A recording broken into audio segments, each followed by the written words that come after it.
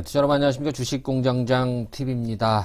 자, 시장이 조정을 받는 그런 모습입니다. 주말을 앞두고 60포인트가 넘는 하락세를 보여줬고요. 코스닥도 상당폭 밀리면서 960선대로 이탈이 됐습니다. 물론 오른 만큼의 조정이 나오고 있는 상황인데 오랜만에 보는 큰 폭의 조정이 다소 낯설게 느껴지는 상황은 글쎄요. 그동안에 워낙 많이 오르고 또 하락보다 상승일이 훨씬 더 많았기 때문에 거기에 따라서 느끼는 그런 학습 효과가 우리한테 좀 너무 익숙해지지 않았나 또 이런 생각을 해봅니다. 자, 오늘 우리 회원님들한테 좀 그런 걱정의 그런 어떤 메시지를 많이 받았습니다. 야, 이거 어떡합니까? 팔아야 됩니까? 이렇게 걱정들 좀 많이 하시네. 너무 급해져 있는 것 같아요, 여러분들이. 그래서 이제 코스피 3000, 코스닥 1000포인트 시대를 맞아서 이제 여러분들 주식을 사려고 하는 자금들이 이제 급격히 단기적으로 너무 급하게 올라가고 있는 그런 상황이긴 합니다만 이제 이쪽으로의 어떤 이동이 이제 시작되는 상황이에요. 그러니까 너무 급하게 생각할 필요 없습니다, 여러분들. 오늘 떨어졌다고 이 주식 망하는 것도 아니고요. 또 내일 오른다 그래서 내가 부자가 되는 것도 아니잖아요. 시간의 힘을 믿고 여러분들이 좀 여유를 가질 필요가 있을 것 같아요. 매일매일 시세의 노예가 되면 주식을 성공하기 굉장히 어려울 겁니다, 여러분들. 그래서 이 방송, 이 영상을 계기로 여러분들이 좀 마음의 여유를 좀 갖는 그런 어떤 계기가 됐으면 하는 바람에서 오늘 방송을 좀 준비를 해봤습니다. 세 종목, 어제도 그런 말씀 드렸는데 앞으로 오를 종목, 오를 가능성이 있는 바닥권에서 이제 출발하는 최근 시세 대비 못 올랐던 그런 종목군들 중심 몇 개 한번 살펴보고요. 여러분들 오늘 방송 계속해서 되새김질을 하셔야지 여러분 앞으로의 투자에 좋은 어떠한 밑거름이 될 수 있다. 이렇게 저는 판단을 하고 있습니다. 자, 현대투자 유료문자 회원 안내 뒤에 가서 말씀드리고요. 필요하신 분들은 가입 서둘러 주시기 바라겠습니다. 자, 최근 매스컴에서 자주 보는 이야기들이에요. 머니 무브 가속화되고 있다. 뉴머니 주식시장으로 몰린다. 그렇죠? 이런 얘기들 많이 들어보셨죠? 돈이 이동을 한다라는 거예요. 어디서? 은행에서 주식시장으로. 조금 더 길게 본다면 앞으로 부동산이 어떻게 될지는 알 수 없습니다만 여지껏 부동산 불패 아니었습니까? 그렇죠? 국내 가계 자산 현황을 이렇게 보게 되면 이따가 좀 볼 텐데요. 거의 대부분이 다 부동산 자산이에요. 그래서 앞으로 시장이 조금 더 성숙해지고 지금보다 더 무르익게 되면 은행 예금뿐만이 아니라 이런 금융자산에서 금융자산이 아니라 부동산 자산에서도 이 금융자산, 특히 이 주식시장으로 머니 무브가 이어지지 않을까 이런 기대감 혹은 필연적으로 이렇게 이어질 수 있다라고 저는 판단을 하고 있습니다. 그래서 이제 여러분 3000포인트 된 거 이게 물론 우리가 2000포인트에서 3000포인트 오는데 굉장히 오랜 시간이 걸렸습니다만 3000에서 4000, 4000에서 5000 가는 시간은 그렇게 길게 걸리지 않을 것 같다라는 생각을 해봅니다. 왜 그러냐면 머니 무브가 이제 본격화될 가능성이 있다는 겁니다. 사실 여러분들 지금 개인들이 계속 사고 있잖아요. 2021년도만 하더라도 개인들이 얼마 샀습니까? 10조가 넘는 그런 매수세가 들어왔다는 얘기가 많이 들리잖아요. 그렇죠? 자, 그런 관점으로 봤을 때 이제 좀 단기적으로 좀 오바죠. 그러나 이런 부분이 이제 불과 시작에 불과하다라는 그런 얘기들이 굉장히 많아요. 그리고 개인들이 사서 이렇게 성공한 적이 없는데 아마 증시 역사상 동학개미 작년도부터 그죠? 3월달 급락했을 때 동학개미들이 주식을 사기 시작했잖아요. 그죠? 급속하게. 근데 개인들이 증시 역사상 그렇게 공격적으로 매수해서 지금처럼 성공한 적은 단 한 번도 없었어요. 제 기억은 없습니다. 그런데 개인들이 어라 이거 봐라. 주식을 저렴하게 사니까 그것도 좋은 주식을 저렴하게 사니까 이거 되네 라는 생각이 차츰 들기 시작하는 거예요. 이게 굉장히 중요한 변화라는 것이죠. 그죠? 주식으로도 우리가 부동산 불패, 주식 필패 괜히 주식한다라고 하면 어디 막 좀 내세우기 좀 어렵고 야 너 주식하냐? 주식하지 마라 이런 얘기들 많이 하잖아요. 굉장히 부끄러운 일을 하는 것처럼 그죠? 주식 필패라는 얘기가 많은데 이제는 주식 투자로 성공을 할 수가 있네. 돈을 벌 수가 있네. 그죠? 학습 효과가 이제 개인 투자들한테 자리매김이 된다는 얘기예요. 이제 개인 투자들은 예전처럼 그냥 무식하게 바이코리아 펀드, 예? 그냥 뭐 저 중국 펀드, 막 인사이트 펀드인가요? 기억나시죠? 예전에 인사이트 펀드로 돈 몰 때 그때랑은 굉장히 성격이 달라요. 이 스마트 머니, 스마트 개인들이기 때문에 많이 달라졌다라는 것이죠. 그래서 이제 주식으로 성공할 수 있다 이런 개념들이 좀 점차 늘어나고 있는 것 같아요. 근데 이제 앞으로 부동산에 지나치게 쏠려 있는 이 가계 자산의 구성 변화의 계기가 이번 학습 효과로 이어질 수 있다는 거예요. 자, 여러분들, 우리나라 이제 코스피 3000 시대에요. 그동안에 여러 가지 어떤 우여곡절이 있었습니다. 그쵸? 뭐 70년대, 80년대, 90년대, 2000년대를 넘어서서 2020년대 드디어 3000포인트대를 왔는데요. 글쎄요. 더 올라갈까요? 더 떨어질까요? 더 뭐 누구도 알 수 없다라고 얘기를 할 수 있어요. 근데 이제 고령화 사회 아닙니까, 여러분들? 고령화 사회. 언제까지 부동산이 이렇게 고공행진을 하겠습니까? 이제 자산의 어떠한 이동이 본격화될 그런 시대가 됐어요. 이런 관점에서 본다면 여러분들 오늘 떨어졌다고 슬퍼해야 됩니까? 그런 거 아니라는 거고. 자, 특히 초보 투자자분들, 우리 주린이라고 하시는 분들 잘 들으세요. 하루 종일 이 주시세에 매달려 있으면 아무것도 할 수가 없습니다. 피폐해져요. 정신적으로 피폐해지고 건강도 굉장히 안 좋아집니다. 그렇게 주식을 배우면 절대로 안 되겠다. 몇몇 이상한 전문가들이 단기적으로 뭐 카톡방 이런 데다가 막 단기 매매 이렇게 부추기잖아요. 그거 절대로 하시면 안 됩니다. 성공할 수가 없어요.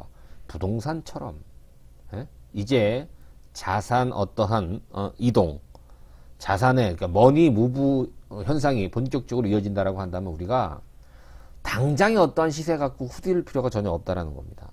자, 무슨 얘기 하시는지 아시죠, 여러분들? 그렇죠?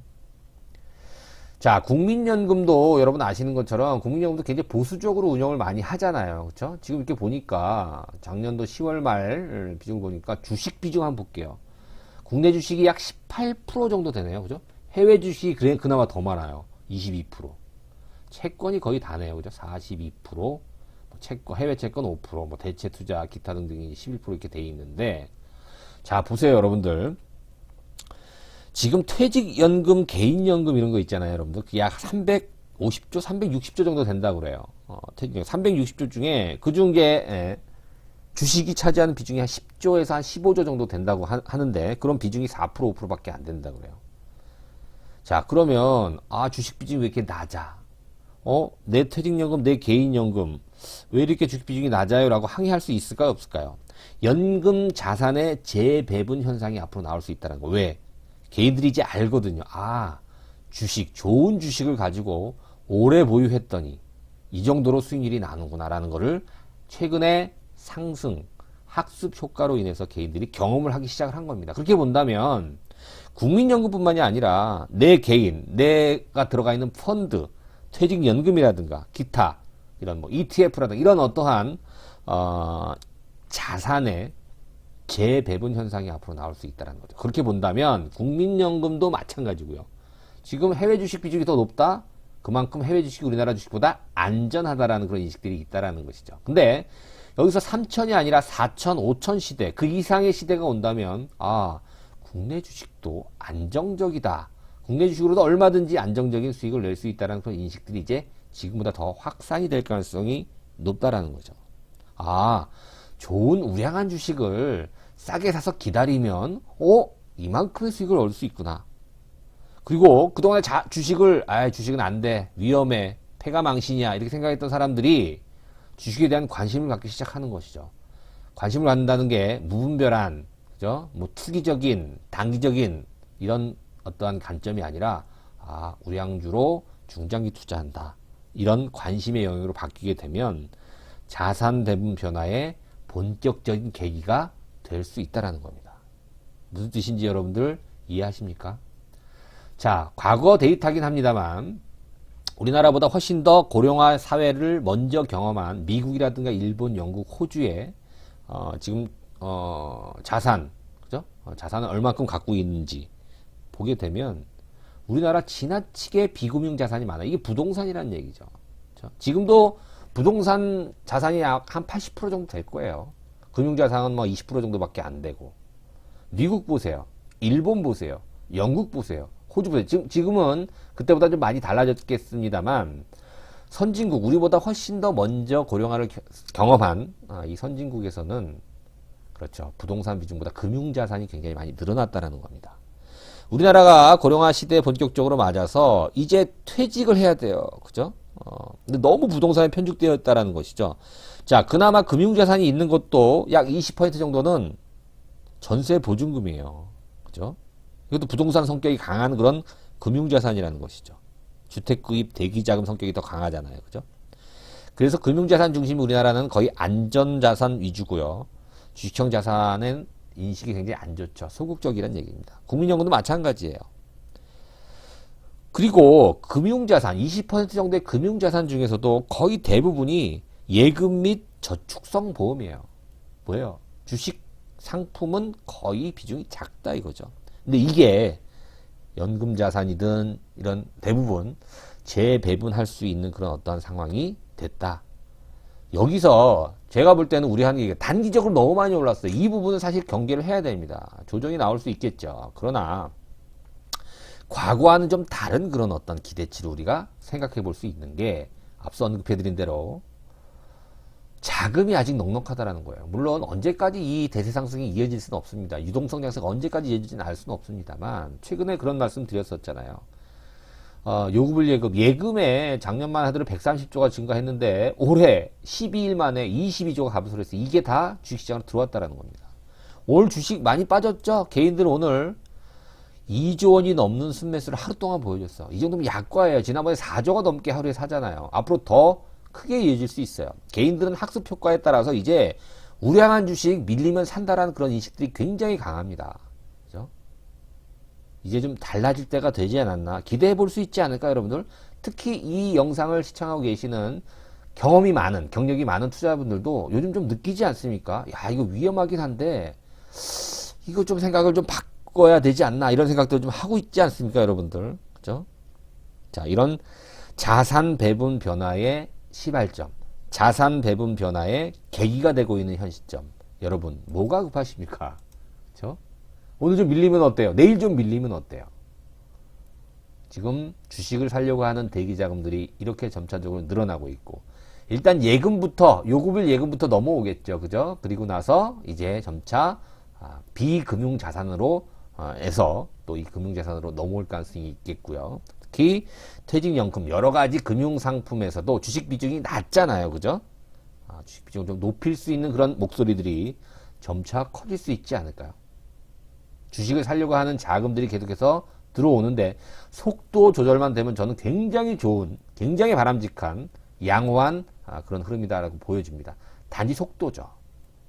그렇죠? 이미 다 여러분들께 보여드렸던 지금 활동 계좌 수가 3,500만 개가 넘어요.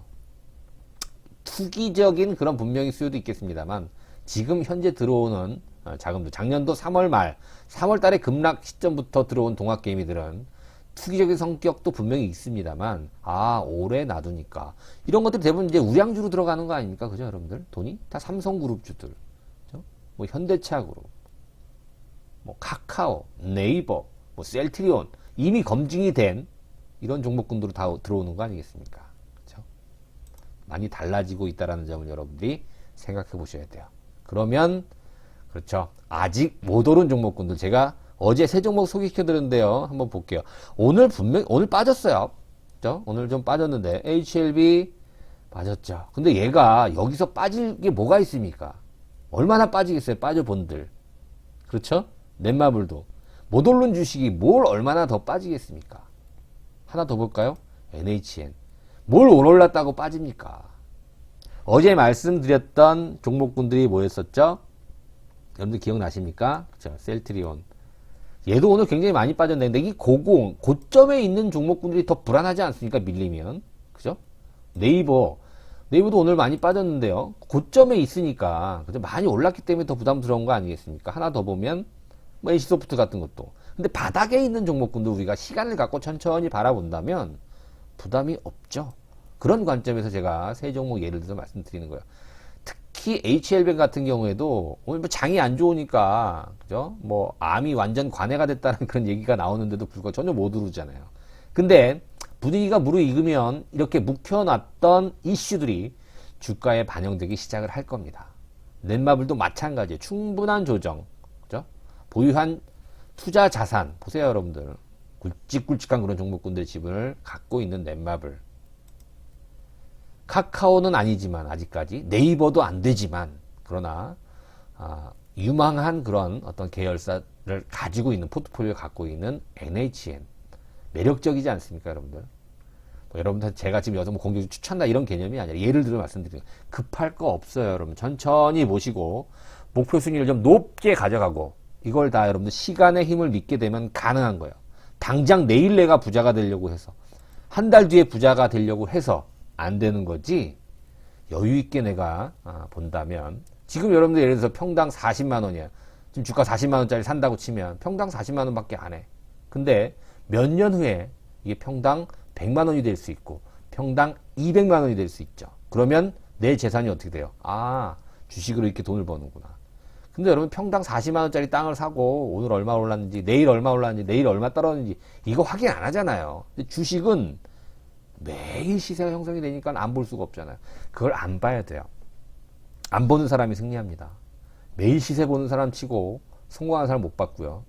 단기 매매 성공한 사람은 제가 못 봤어요. 물론 개 중에 있겠지만 제 주변은 없었어요. 그러니까 단기 매매는 안 하시는 걸로. 여러분들 특히 개인 투자자들 처음 투자하시는 초보자분들은 반드시 명심해야 될 그럴 부분이에요. 제가 오늘 우리 회원분들한테 말씀드렸던 내용을 제가 오늘 영상으로 올려드린 거. 제가 이렇게 말씀드렸거든요. 종목 이런 거 추천한 게 아니고요. 네, 이런 식으로 여유를 가지시면 반드시 승리합니다. 이런 말씀 제가 드린 기억이 납니다. 자, 이 방송을 시청하신 여러분들도 너무 급하게 생각하지 마십시오. 분위기가 좋아지고 있는 것은 분명해요. 그러나 속도가 굉장히 중요합니다. 그리고 시세 보지 마세요. 시세 본다고 안 올라갈 게 올라가고 올라갈 게 안 올라가지 않습니다. 자, 시세는 저희가 봅니다, 여러분들. 저희가 보고 중요한 상황이 있거나 반드시 매매를 해야 될 때는 제가 빠르게 리딩 문자를 보내드리니까요, 여러분들. 참고를 해보시고 필요하신 분들은 가입을 해주시면 될 것 같아요. 뭐 장사하는 것 같아서 더 이상 얘기 안 할게요, 여러분. 신한은행 계좌 입금하시고요. 전화번호로 성함, 포트폴리오 이렇게 남겨주시면 제가 월요일에 전화를 드려서 상세히 설명을 드리겠습니다. 자, 주말입니다, 여러분들. 편히 쉬시고요. 다음 주 월요일날 다시 쌩쌩한 모습으로 만나 뵙도록 하겠습니다. 고맙습니다. 구독하기, 좋아요 잊지 마시고요. 고맙습니다.